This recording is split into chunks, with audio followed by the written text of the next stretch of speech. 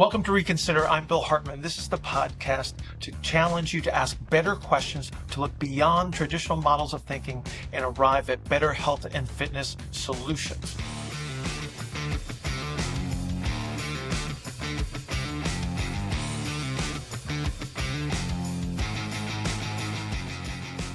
I thought maybe we could do a Q&A episode. So we look at Q's and then we start to A them. And then That's perfect. What a great idea. If a certain topic takes us down a deep rabbit hole, we stick to it. If not, we just move on to the next one. I'm fine with that. Do we have cues? We do. We have several cues. If you don't know this by now, I assume that everyone that watches the podcast knows about the network at this point, but there is a place Bill has created, and we have created for Bill his own social network because Bill can't handle social networking with Facebook and YouTube and Instagram and all that stuff. Yeah. Like you were telling me a little bit about like Cal Newport talking about like artists are leaving social media anyways, and that's just like they're finding the constraints. The constraints on the way that they're able to represent their work are limited by the platforms themselves, and then the algorithmic nature of it makes it much more difficult for them to find their audience, and so they're just leaving. So they're just leaving. I look at it as the long tail strategy, right? It's kind of like if we were talking about online shopping and such. It's like Amazon has this really high peak, and then there's a whole bunch of specialized shops, right? We're also we're sick and tired of competing against we're competing against an algorithm that caters to people who take their shirts off and jump around and wave their arms around and stuff like that. Like it's the quality information gets buried underneath the garbage as far as I'm concerned. And it's just a lot of people that are trying to take, there are people out there trying to take quality information and then change it and manipulate it into this algorithm. And so we're just trying to cut that out because we're sick of it. It's a game. It's a really crappy game to try to play, but it's been great. UHP Network, it'll be in the description. Apply to join. We crossed 900 members in the first couple of weeks, which is crazy. Bill doesn't seem to care that much about that, but I do. I think that's cool. That's all right. It's like, Bill just shrugs his shoulders and says, like, yeah, whatever. You know what? You know what? We just keep doing great work. That's all we're doing is we just keep doing great work. That's all. So anyways, the community members in the UHP network, we posted a poll question thing in the Recon podcast area of the network, and people have put a bunch of questions in there. So we're going to do, this is not a live Q&A. We may eventually do some live Q&As. So if you want to be a part of that, you got to join the network. Those will probably happen on Thursdays because Bill and I usually record these on Thursdays, and we'll have people come in and be in the audience of the little studio we use here, online studio we use, and it'll be cool. So let's get into some cues. Sure. Like I said, we'll respond to some questions if it takes us down a topic that we really want to dive into or we end up talking about for 30 minutes. We'll just call that the episode. And if anyone from the network is, we missed your question or we skipped over your question or you want to follow up about it, you have the opportunity to post on it in the network when we post the episode. We'll have discussion sections there. Okay, so Carolina asked about asymmetrical presentations, reasons for occurring, how to train these people. A couple of times you, Bill, have mentioned in your videos, maybe, we'll see, about mostly being treated, asymmetrical people mostly being treated as narrows, and they want to know why. Maybe some strategies for people with low muscle tone who want to do something else other than yoga. So I'm guessing this is in reference to us saying that like narrows, their superpower would be more along the lines of doing yoga as an activity. I don't know if we've ever expressed it that way, but the asymmetrical representation is due to the fact that so you have what appears to be this symmetrical outside and you have an asymmetrical inside that behaves differently. And so because you have asymmetrical internal forces to manage, we have to use what is a relatively symmetrical external system to manage the asymmetry. And so we're going to use an asymmetrical strategy under most circumstances. There are certainly times and places where the strategy will appear to be much more symmetrical. So for instance, if you were going to pull a deadlift off the floor or perform a vertical jump under those symmetrical circumstances, that would appear to be symmetrical. Now, the strategy is not entirely symmetrical, but the appearance of such would be there. But generally speaking, it's simply because you're managing asymmetrical forces almost all the time. And we can certainly manipulate that to a certain degree based on positions and activities. But we're always going to have to consider that. Yeah, I think the question actually has, I'm that's assuming, but I think she's talking or referring more to asymmetrical ISAs. And I think she's mentioning it because you might have mentioned that you typically find asymmetrical ISAs more in narrows. I don't think I would jump to that conclusion. There might have been a situation there might have been a situation where we were talking about that specifically, but the asymmetry that you're going to see represented in the structure that you're talking about is typically going to be it's a torsion within the structure, which means that you have exhausted the relative motions that are available, which means now that you're starting to bend things that we typically wouldn't expect to bend.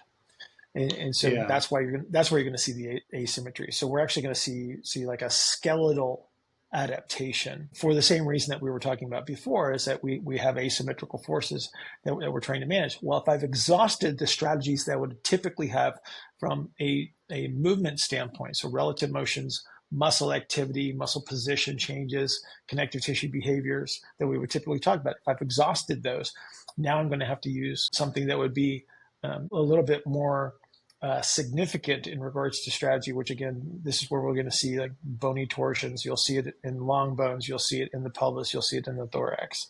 And so that's typically what you're going to see with the asymmetrical ISA representation. So it's a pretty strong, it is the twist within the structure that you're right. seeing. Let's just with your hands, like show people the turn that's happening that makes it asymmetrical. Because I think a lot of people just assume it's just like a hinge and a lever and it just does right. Like well, yeah. And then that's because some of the stuff that's been talked about in regards to ISA behavior, because they again, and we reference it as an angle, and the angle, like you go back to like ninth grade geometry, and it's like, oh, it's a flat angle on a piece of paper kind of a thing, where you got the people that are dropping goniometers onto rib cages and go, oh, look, the angle is 98.2 degrees, so that must be a Y, and things like that. And so that's not the case. So what we're actually talking about is still talking about internal and external rotations. So if I make my little ISA right here with my fingers, what we have are turns that are actually taking place like so, right? And so if I see what would be an asymmetrical ISA, so if I was to perceive this as a flat angle, I would see something that looks like that. And so some people will say, well, you're wide on one side and narrow on the other, and that's just not going to happen, right? What we actually have is a turn. So what we're actually seeing is we're seeing the turning behavior where we'll have a top-down driven internal rotation on external rotation, and then we'll have the bottom-up representation of external rotation with IR superimposed, basically is what we're looking at. So there's the turn. That's basically what you're going to create. But again, this is at the point where relative motion has been exhausted. And so this is why we're going to see the structural torsions in that sort of. So if I take a towel and I twist it up, oh yeah, hey, we're getting t-shirts and stuff. Everyone's Are you showing? You're showing this one. I'm gonna twist. If I twist the shirt enough, I just keep twisting. Eventually, I hit a point where it will start to kink and bend. Correct. So like you see, like it's normal, and then as I get to here, it starts to put a little bend right there. Yeah, exactly. And so this is a pretty solid representation of a principle. And so again, you exhaust what we would perceive as relative motions, and then you're going to have to produce opposing directions in some way, shape, or form, and that turns out to be again the structural adaptations. So hopefully that helps. Yeah. Did you show the shirt? Did you show the shirt? I did. I just we have. So these are two of the prototype shirts that we've got. They will be available soon. I've created a store. One of these times, I'm going to say Bill has created this. Don't go there. He's going to surprise us all. Okay. We'll get Zachary asked a question on. Looks like you actually replied to. Go ahead and ask the question. It's like I'm aware of a few circumstances where a patient is near endgame compression and manages to force their way out of the compression strategy through chaotic. Oh yeah, I saw this through more chaotic activities like dancing, boxing, Tai Chi, etc. Would love to hear how this occurs from the perspective of the model and why it may not be as effective as a more ordered approach. Okay. So a couple things. Number one, you would never force somebody out of a situation. An attempt to do that would most likely require a very high effort, undesired strategy. So you would actually most likely increase some sort of compressive strategy, some sort of accessory muscle activity that we would not want, that would be interference. So using the word, and maybe you didn't intend to use the word force, because I don't think that's quite what you meant, but we would never want to do that, right? We don't want to magnify the use of these aggressive, strongly concentric, exhalation-based strategies, unless it's a performance-related activity or it's required, right?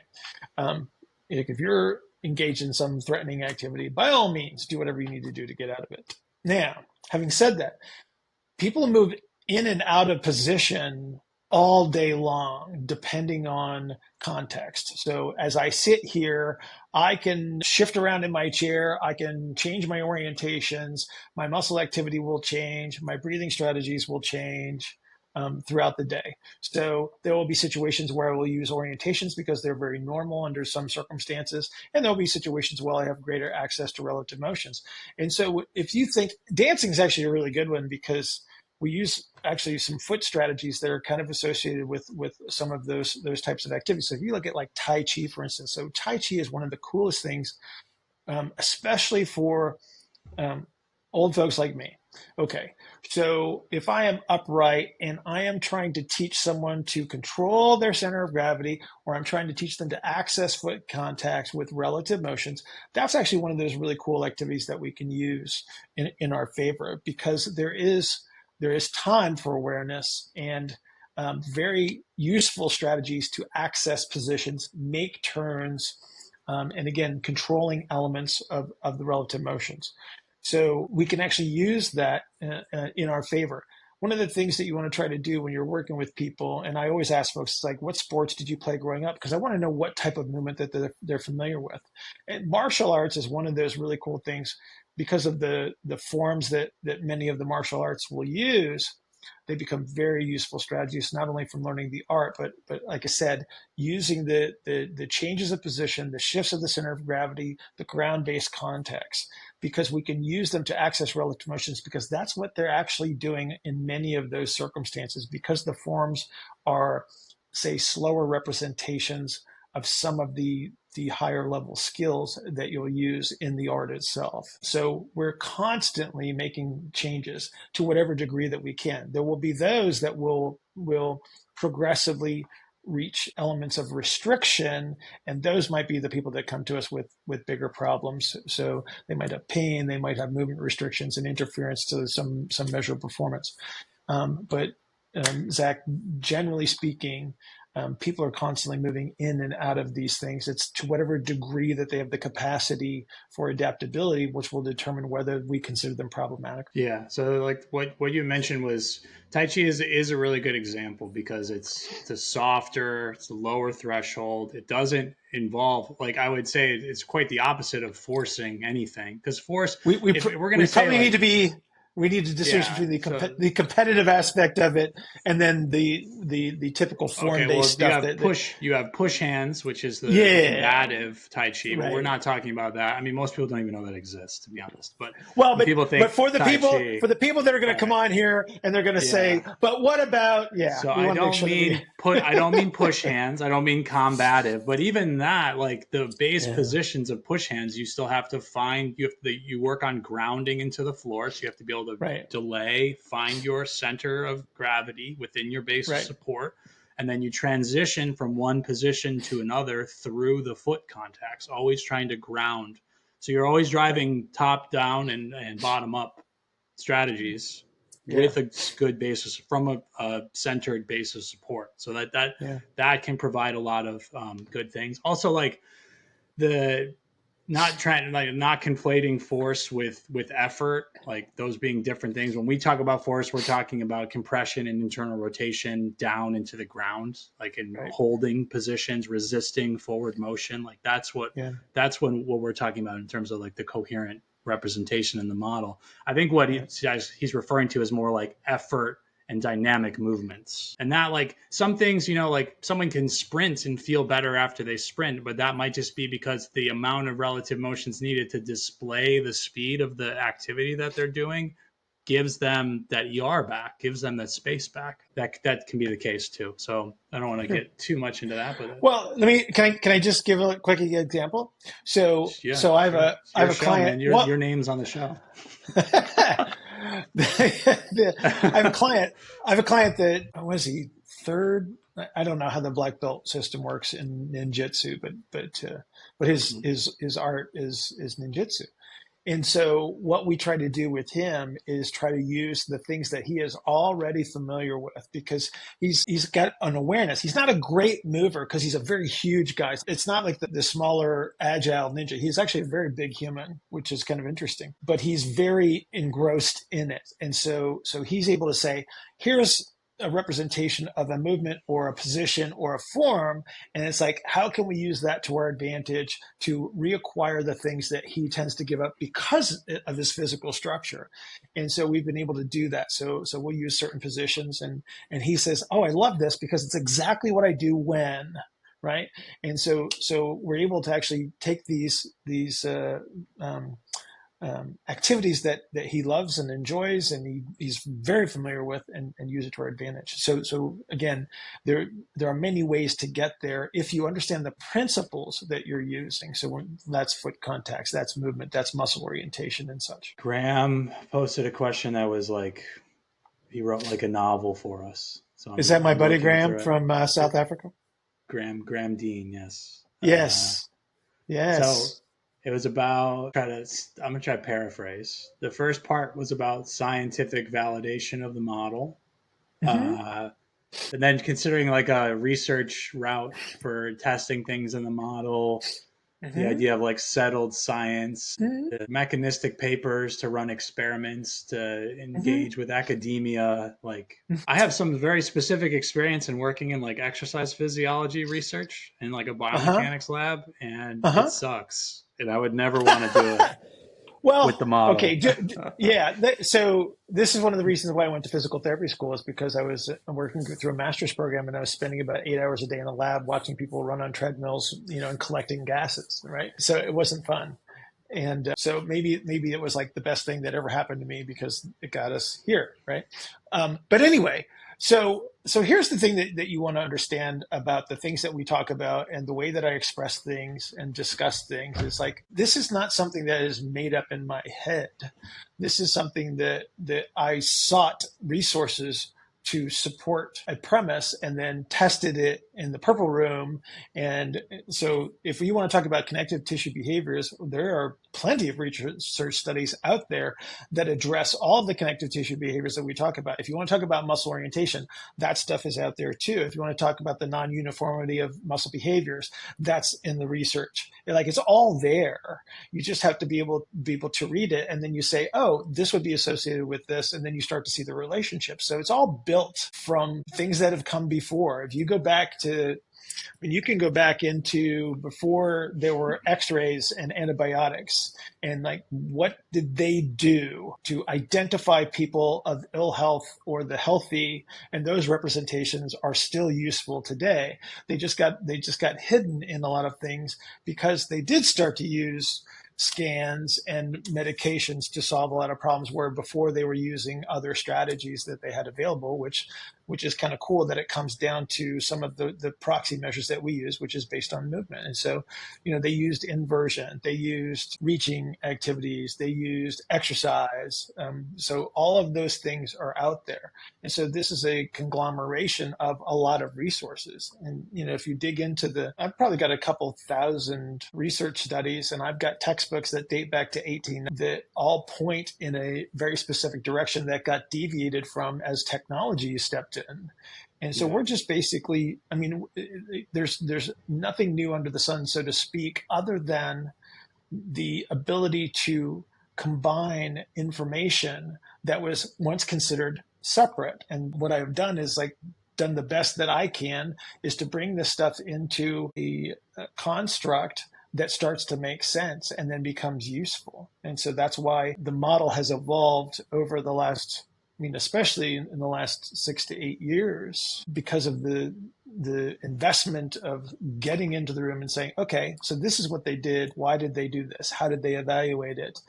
Is it still useful? Is there some other strategy that we've evolved since then that does the same thing? Answering those questions, and then just like I said, progressively evolving this representation of how things actually work. Because it's, and again, this is me being biased about what I do, it works better for me. And then is it useful for somebody else? And then that's their decision that they get to make. They can fall back on traditional representations and probably do quite well. But is that, and if you're happy with that, do that. I'm okay with it. If you're not, and if you're looking for something that's a little bit more coherent in my mind, then hop on the network or to utilize and learn, like I said, what I find a more coherent model. Yeah. So it's like, it's none of this stuff it's not just like made up by Bill. I think a lot of people tend to say like, well, if I'm not looking at a reference page that shows me all the studies and they're like, what do you have? Like, what says that this is how this happens? It's like the research. And it's like, what research? It's like, well, would you like me to forward you 65 studies? Like what? And then people want to know the studies, and then you give them the list and they don't read any of the studies. They just want this sort of validation, right, which we're going to eventually provide. Like there will eventually be a list of thousands of references and links to papers and all the books that Bill has in his library, and you will be able to go through all of them and read each one individually, but you won't. You just want to see. I can assure you that. Yeah, I can assure you with great confidence that you do not want to read some of these books, because you'll read hundreds and hundreds of pages of fodder, and then there will be a nugget of gold within that. One thing. So exactly, it's like, oh, where was that before? Like how many people? Here you go. How many people have read A.V. Hill's original work on muscle activity? Like I would question that almost nobody. Yeah, nobody, right? Probably. Yeah. The guy won a Nobel Prize. Eric Marriott. Well, then Eric and I have we have great conversations about books that only the two of us have read. So no, but it's like it's like if you wanted to read about evolution. Okay, I don't know how many books there is about evolution, but did you read Darwin? It's like that's literally the place to start. It would be to read Darwin, because that's where it started from. If you wanted to read about relativity, you read Einstein and you say, oh, this is the foundation of that. And it's like that's kind of what you have to do. You have to go back to these original sources, because those are the guys that they constructed the ideas first. And then everything after that becomes a dilution or an addition. It's like there were people that took this information and then built upon it. And that's been the goal ever since. It's like we have this information available to us. What does it mean? How is it used? And then where's the coherence versus having 27,000 different rules? It's like, what are the foundational principles that everything is based on? Okay, if those are the principles, then how does this work in this context? How does this work in this context? And so on and so forth. And so those are the questions that we've answered over the last, like I said, heavily in the last 6 to 8 years. Is like, why is this? Oh, because of this representation in this circumstance. And then we just carry it across the board.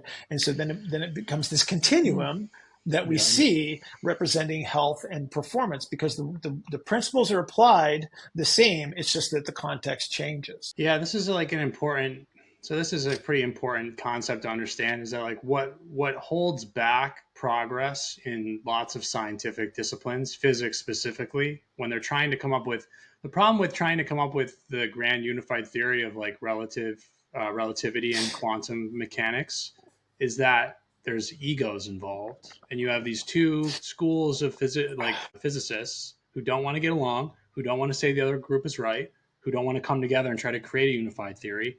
It's the same thing with this. So like what you've done, that's part of the reason why we harp on like not talking when you bring information and talk about and discuss on the network, we're not going to talk about specific models, commercial models, or people who do certain things, because that's not, then there's ego involved. Then there's tribalism. Then people have like their cults and their sides, and they want to be this XYZ guy, or they want to be this ABC guy. So when we're trying to come up with like unified theories, the ego of the people involved get in the way. So what we have to try to do is remove the specific names and the models and the people, so that we can talk about the principles and try to find some level of coherence, is what we're saying. Yeah. And it's hard. It's hard to do because we're human. The bias is strong. Like, there's one thing that might protect us, is the fact that we are aware that there is a very strong bias. Right. But this is also why we bring in all these other people, because they're going to ask the questions that we might not think to ask for ourselves, because again, we are very close to this. They bring to be able to maintain, as you gain experience over time, you can still try to go into things with a beginner's mindset, but it's very hard to maintain that. Because again, you're not in the same place from a thought process, and it's very helpful. It's very helpful to have people at different levels all the way through. All right. Thanks, everybody.